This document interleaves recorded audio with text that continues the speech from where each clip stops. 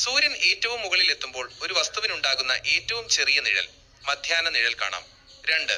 ലുഹർ ആരംഭം, ദുഹർ ബിഗിൻസ്. സൂര്യൻ മധ്യത്തിൽ നിന്ന് പടിഞ്ഞാറോട്ട് നീങ്ങി നിഴൽ വലുതാകാൻ തുടങ്ങുന്ന സമയം. 3. ലുഹർ അവസാനം, ദുഹർ എൻഡ്സ്. വസ്തുവിന്റെ നിഴലിന്റെ നീളം ആ വസ്തുവിന്റെ സ്വന്തം നീളവും ഉച്ച സമയത്തെ മധ്യാഹ്ന നിഴലും ചേർന്നതിന് തുല്യമാകുന്ന സമയം.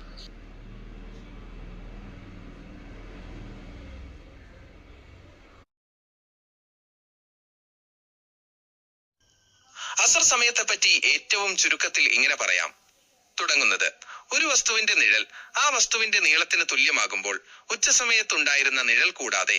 അവസാനിക്കുന്നത് സൂര്യൻ പൂർണ്ണമായും അസ്തമിക്കുന്ന. തുടക്കം സൂര്യൻ പൂർണ്ണമായും അസ്തമിക്കുന്നത് മുതൽ അവസാനം പടിഞ്ഞാറൻ ആകാശത്തെ ചുവന്ന ശോഭമായുന്നത് വരെ.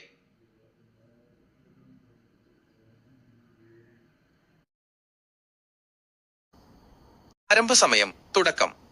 ഇശാ നിസ്കാരത്തിന്റെ സമയം ആരംഭിക്കുന്നത് മഗ്രിബ് നിസ്കാരത്തിന്റെ സമയം അവസാനിക്കുമ്പോഴാണ്. എപ്പോഴാണ് മഗ്രിബ് അവസാനിക്കുന്നത്? സൂര്യൻ അസ്തമിച്ച ശേഷം പടിഞ്ഞാറൻ ചക്രവാളത്തിൽ കാണുന്ന ചുവന്ന നിറം ഷഫഖ് അഹ്മർ, റെഡ് ട്വൈലൈറ്റ്, പൂർണ്ണമായും മാഞ്ഞു പോകുമ്പോഴാണ് ഇശാന്റെ സമയം തുടങ്ങുന്നത്. സമയം, ഒടുക്കം.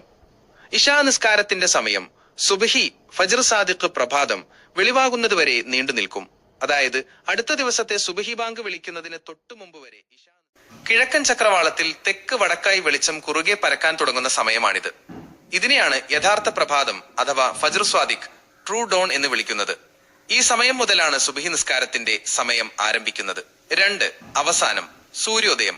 സൂര്യന്റെ വൃത്തം ചക്രവാളത്തിൽ പ്രത്യക്ഷപ്പെടുന്നതുവരെ അഥവാ സൂര്യോദയം, സൺറൈസ് തുടങ്ങുന്നത് വരെയാണ് ഇതിന്റെ സമയം. സൂര്യൻ ഉദിച്ചു തുടങ്ങുന്നതോടെ സുബ്ഹി സമയം അവസാനിക്കും. ശ്രദ്ധിക്കുക, ഫജ്ർ സ്വാദിഖിന് യഥാർത്ഥ പ്രഭാതം തൊട്ടുമുമ്പ് ലംബമായി കുത്തനെ വെളിച്ചം കാണാറുണ്ട്. ഇതിനെ ഫജ്റുൽ കാദിബ്, കള്ളപ്രഭാതം, ഫോൾസ് ഡോൺ എന്നാണ് പറയുന്നത്. ഈ സമയത്ത് സുബ്ഹി നിസ്കാരം സാധുവാകില്ല.